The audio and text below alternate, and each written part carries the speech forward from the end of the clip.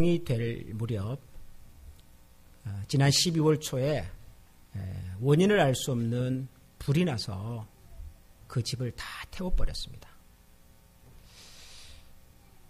자기 인생의 꿈이었는데 조그마한 전원주택을 지어서 가족들과 함께 행복하게 살고 싶었던 꿈이 있었는데 3년을 그래서 공을 들였는데 이게 하루아침에 불이 나서 다 타버린 거죠. 그 소식을 들은 친구들이 서로 그 화재로 집을 잃은 친구에게 위로의 메시지를 보냈습니다. 저희들이 함께 서로 대화하는 그런 메시지 방이 하나 있는데요. 거기에 여러 친구들이 위로하고 또 격려하고 그런 메시지들을 이렇게 쭉 보내는데 저는 차마 뭐라고 말을 해야 될지를 모르겠더라고요. 사진을 보내줬는데 아무것도 남은 게 없는 거예요. 딱 하나 건진 것이, 그나마 하나 건진 것이 어린아이들과 함께 찍었던 가족 사진첩, 그거 하나 남았다고. 도대체 하나님이 나를 얼마나 사랑하시길래 나를 이렇게 훈련하는지 모르겠다고. 그 친구가 그렇게 글을 남겼는데 저는 그 말이 너무 아픈 거죠. 많은 친구들이 그래도 하나님을 믿는 친구들이니까 이런저런 말로 위로를 하는데 그중에 한 친구가 이런 얘기를 남겼어요. 자기가 며칠 전에 교회 목사님 설교를 들었는데 목사님께서 말씀하시기를 고난이라고 하는 것이 가끔은 우리로 하여금 우리를 돌아보게 만들더라. 고난은 때로는 우리를 향한 하나님의 축복이기도 하더라. 목사님이 그런 설교를 하시는데 자기는 그 말씀이 전혀 와닿지가 않더래요. 근데 제가 그 친구 얘기를 들으면서 저도 공감이 됐어요. 여러분, 화재로 3년 동안 그렇게 심혈을 기울여서 지었던 집이 하루아침에 다 타버렸습니다. 그것도 12월 초 한국이 얼마나 추웠는지 몰라요. 갈 데가 없어요. 가족들을 데리고 나갈 데가 없는데. 그런 친구를 향해서 고난은 때로는 하나님이 우리를 축복하시려는 손길이기도 하더라. 그런 얘기를 여러분 차마 어떻게 하겠습니까? 제가 그 친구 글을 읽으면서 그런 생각이 들었어요. 가끔 우리 신앙생활 하시는 분들이 주변에 어려움을 당하거나 슬픔을 당하거나 참 감당하기 어려운 그런 문제를 만났을 때 이제 위로한다고 하시는 말씀이겠죠. 다 지나가는 겁니다. 더 큰 어려움도 있습니다. 하나님께서 아마 더 크게 복을 주시려고 그러는 것 같습니다. 우리가 그런 얘기를 하잖아요. 근데 가끔은 저는 그런 얘기가 참 마음이 불편해요. 하나님께서 우리 인생의 고난을 통해서 복을 준다는 것은 저는 확실히 믿습니다. 그걸 부정하지는 않아요. 그런 어떤 사람은 그 고난의 무게가 너무 크고 너무 무거워서 이 고난의 끝에 내가 하나님을 새롭게 만나게 될 거라는 것은 알지만 지금 이 순간 고난이 축복이라는 말은 너무 잔인하게 들릴 때가 있단 말이죠. 근데 우리는 그런 얘기를 참 쉽게 합니다.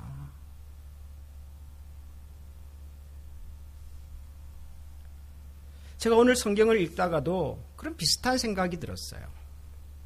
우리가 읽기 시작한 야고보서 5장 13절에 보니까 너희 중에 고난당하는 자가 있느냐? 그는 기도할 것이요. 즐거워하는 자가 있느냐? 그는 찬송할지니라. 너희 중에 고난당하는 자가 있느냐? 그는 기도할 것이요. 맞지요. 고난이 찾아오면 당연히 우리가 무릎을 꿇고 하나님 앞에 기도해야지요. 그런데 고난당하는 사람에게, 고난 속에서 신음하는 사람에게 기도합시다. 기도해야 합니다. 기도하면 해결이 될 겁니다. 라고 하는 말이 때로는 참 아프게 다가간다고요. 때로는. 기도가 틀렸다는 것이 아니라, 기도를 안 하겠다는 것이 아니라, 때로는 기도할 힘조차 없어서 기진맥진에 있는 사람에게 기도하자는 말이 때로는 위로가 안 될 때가 있단 말이죠. 그런데도 성경은 고난당한 자가 있느냐? 기도하라 그래요. 그래서 이 말이 때로는 버거워요. 힘들어요. 가슴에 담기가.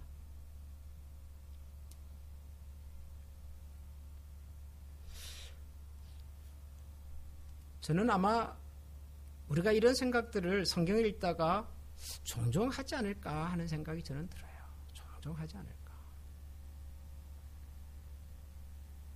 우리가 읽은 말씀을 조금 더 읽다 보면 엘리야에 대한 얘기가 나오잖아요. 엘리야는 우리와 성정이 같은 사람인데 그가 기도를 했더니 3년 반 동안 비가 내리지 않았고 또 기도했더니 비가 내리더라. 그러면서 의인의 간구는 믿음의 기도는 역사하는 힘이 있다. 그러잖아요. 굉장히 좋은 말씀이죠. 예. 의인의 간구는 역사하는 힘이 있습니다. 믿음의 간구는 하나님을 기쁘시게 합니다. 엘리야도 우리와 성정이 같은 사람인데 기도했더니 3년 반 동안 굉장히 좋은 말씀이죠. 그런데 우리는 기도 안 했나요? 여러분 기도 안 하셨습니까? 우리가 기도를 안 했기 때문에 우리의 인생에 이렇게 힘들고 어려운 문제들이 찾아왔을까요? 우리는 의로운 사람이 아니라 하나님 보시기에 심히 문제가 사람이었을까요? 우리가 2018년 한 해를 살면서 좀 돌이켜보면 하나님께서 우리가 기대하고 준비했던 것 이상으로 베풀어 주신 은혜와 사랑이 분명히 있습니다. 그런가 하면 참 우리가 많이 기도하고 노력하고 애를 써보았어도 해결되지 못하는, 어쩌면 더 깊은 수렁으로 빠져드는 것 같은 그런 문제도 있잖아요. 우리는 기도 안 했을까요?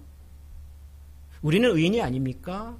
믿음으로 드린 기도가 아니었기 때문에 그 기도는 응답되지 못하고 그렇게 있는 걸까요? 그러니까 이런 생각을 해보면 때로는 성경 말씀이 우리를 위로하고 격려하는 게 아니라 참 우리를 힘들게 만든다는 생각이 들어요.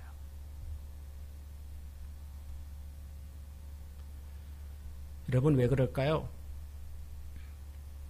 뭐가 문제일까요? 내가 문제인 것 같습니까? 성경이 문제인 것 같습니까? 아마 우리가 기도라고 하는 것을 좀 다르게 생각하기 때문이 아닐까, 저는 그런 생각이 들었습니다.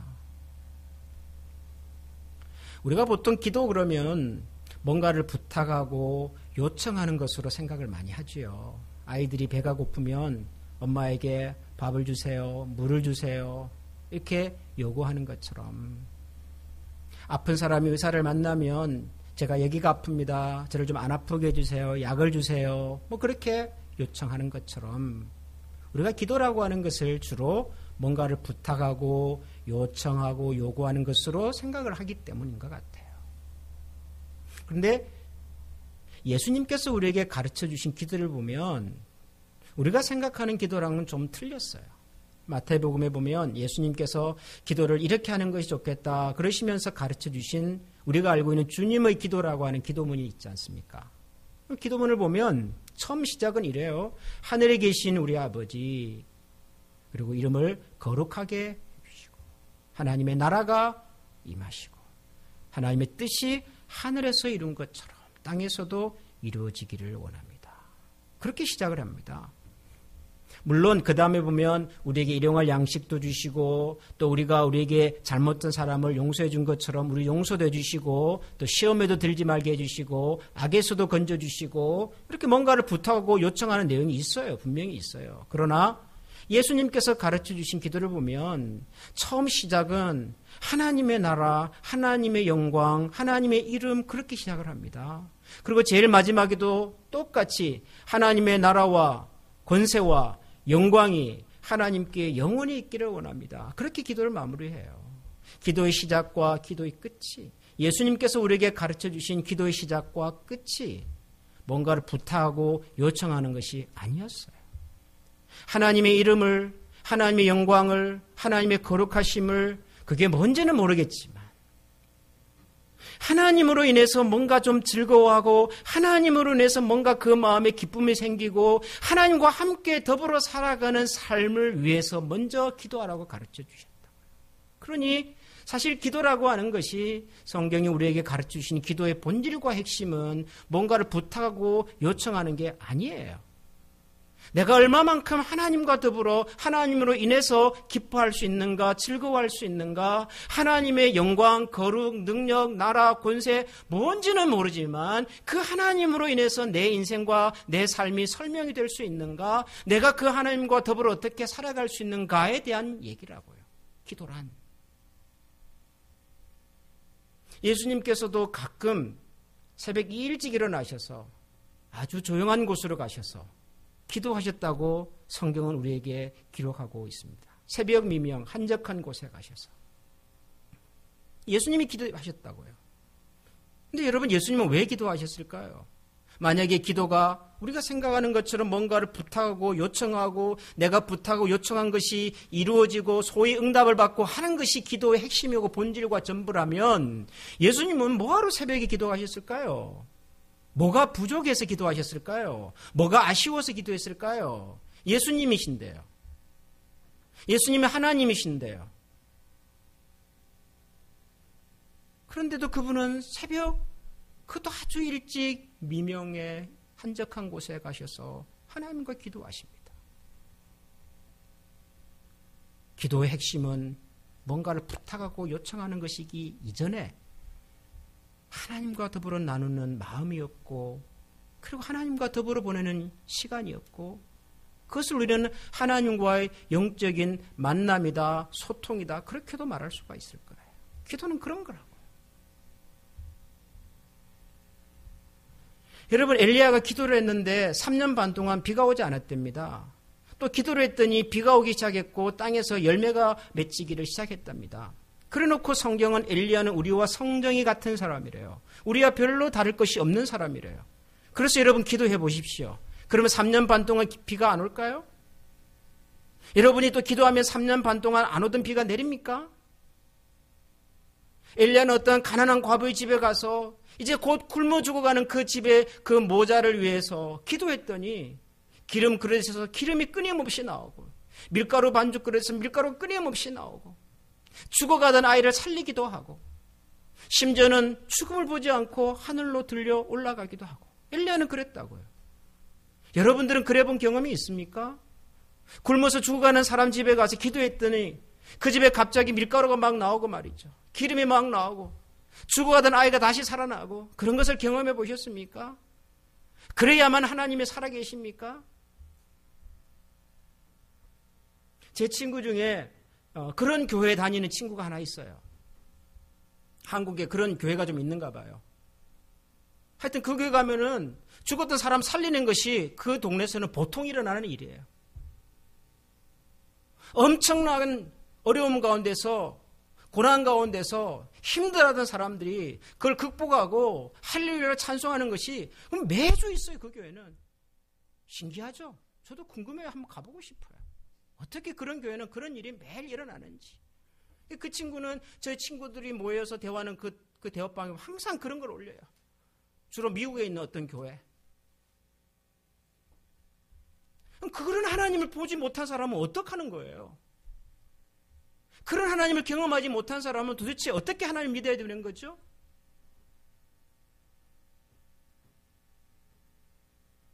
하나님이 원하시는 것이 우리가 뭔가를 부탁하고 요구했을 때 원하는 대로 딱딱 이루어지는 것이기 이전에, 그것이 아니라는 말이 아니라, 그것이 틀렸다는 말이 아니라, 그것보다 그 이전에 우리가 얼마나 하나님과 더불어 하나님으로 인하여 그분을 즐거워하고 기뻐하고 그분과 함께 내 삶의 문제를 나누는 영적 소통이 있는가 하는 거라고요.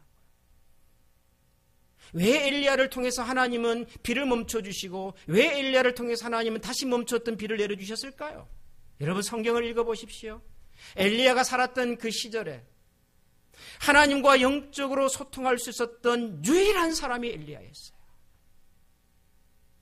나라의 지도자들도 하나님과 소통할 줄을 모르고, 백성들도 하나님과 소통할 줄을 모르고, 소위 선지자라고 말하는 종교 지도자라고 말하는 사람들조차도 하나님의 이름을 이용해서 살았고 도대체 하나님의 마음과 하나님의 관심이 어디에 있는지 전혀 모르던 시절에 유일하게 하나님과 소통할 수 있었던 사람이 엘리야였다고요. 하나님은 그런 엘리야를 통해서 일하신 겁니다. 하나님께서 그런 엘리야를 통해서 일하신 결과가 때로는 비가 멈추기도 하고 혹은 비가 내리기도 하고 죽어가던 아이가 살아나기도 하고 죽어가던 집안에 밀가루와 기름을 하나님께서 공급해 주시기도 하셨고 그러나 이 모든 것들은 하나님께서 영적으로 소통한 사람을 통하여 일하신 현상이고 결과지 그것이 곧 하나님과 나와의 관계의 핵심은 아니란 말이에요. 고난이 축복입니다. 고난은 숨겨진 하나님의 비밀입니다. 맞아요. 고난이 숨겨진 위장된 축복이라는 말을 쓰신 분은 제가 알기로는 지금 세상을 떠나시는 고 옥하는 목사님이세요. 옥하는 목사님이라고 하는 분은 한국 교회가 참 존경하는 목사님 중에 한 분이셨습니다. 대학을 졸업하고 교사가 되셨거든요. 옛날에 그 시절에 선생님은 좋은 직업입니다. 그런데 젊은이들이란 열정과 관심과 영적인 그 패션이 있으셔서 교사를 그만두시고 신학교를 가셔서 이제 목사님이 되셨어요. 몇 가정을 데리고 교회를 시작했는데 여러분 교회가 쉽습니까? 교회 개척이 쉽나요? 고생이 많았죠. 그런 가정을 데리고 이 상가 저 상가를 떠돌아다니면서 교회를 개척을 했다고요.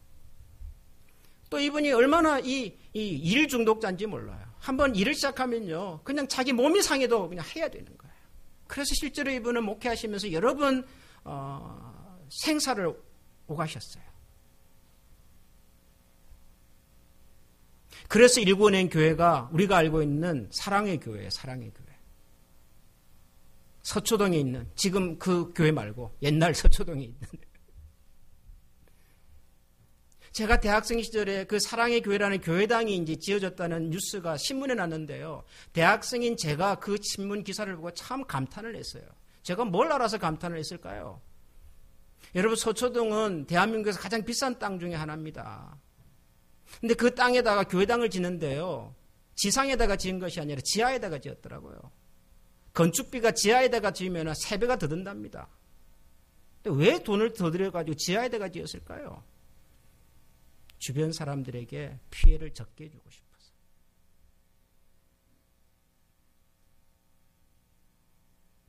그렇게 목회하셨어요. 그분은 목숨 걸고 목회하셨어요. 엄청난 시련과 어려움을 다 경험해 보셨어요.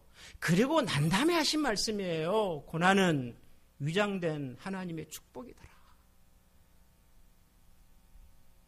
근데 그런 경험이 없는 사람들이 말만 갖고 와가지고 고난은 위장된 축복이라고 말해요. 언제 하나님의 고난을 겪어봤는데요.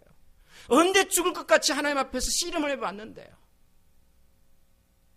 그런 과정 없이 함부로 고난이 축복이라고 말하지 말아야 돼요. 말이 틀려서가 아니라 그 축복의 과정에 이르기까지 그 수많은 세월과 과정이 필요하다는 것을 우리가 놓치지 말아야 된단 말이죠. 근데 그 과정과 그 수많은 시간과 경험들을 하나님과 더불어 걸어갈 수 있는 사람이 복되다 그 말이에요. 성경은. 하나님을 가까이 하는 것이 내게 복이다 그러죠. 그 뭐가 복이에요? 하나님께 좀 더 다가가는 거가. 하나님과 더불어 내 인생을 설계하고 내 고민을 나누고 내 인생 가운데 그분을 초청하고 비가 오든 안 오든 밀가루 반죽이 밀가루가 있든 없든 간에 하박국 선지자가 말했던 것처럼 외양간에 소가 있든지 포도원 과수원에 포도가 있든 없든 여호와로 인하여 나는 즐거워하겠다라고 하는 이 고백할 수 있으면 그 사람을 복되다라고 말하는 거예요. 성경은, 기도는.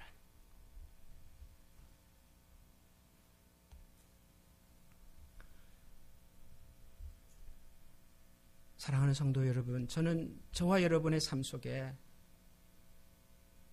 이 하나님의 그 임재와 이 하나님의 경험이 우리의 삶 속에 항상 함께 할 수 있기를 정말 간절히 축원하고 기도합니다. 여러분 인생의 가장 힘들고 어려운 순간에 그 문제가 해결되어서가 아니라 그 힘들고 어려운 현장 속에 나의 주 나의 하나님께서 내 곁에 계셨다는 사실로 인해서 여러분 기뻐하고 감격해 하실 수 있기를 정말 소원합니다.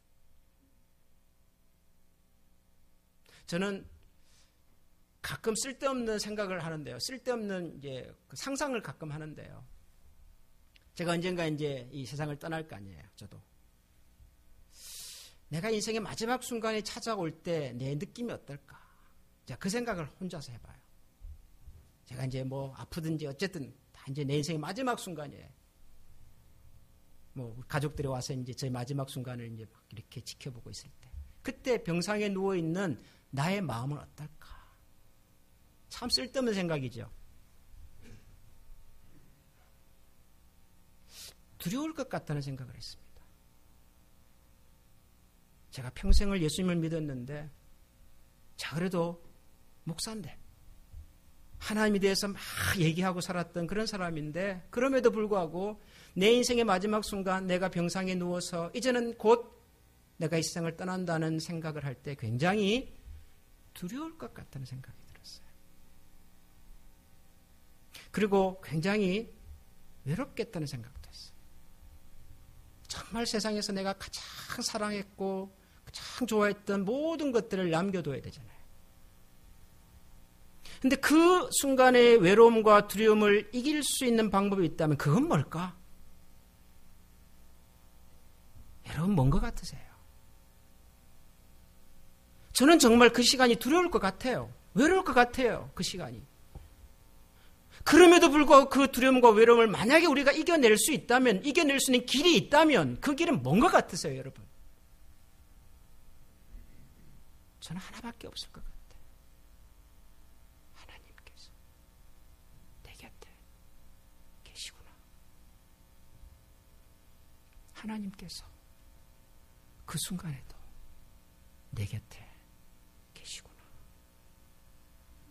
저는 아마 그것 때문에 두렵겠지만, 외롭겠지만 그 두려움과 외로움을 이길 수 있을 것 같아요. 근데 여러분, 그것이 우리 인생의 마지막 순간에만 그렇겠습니까?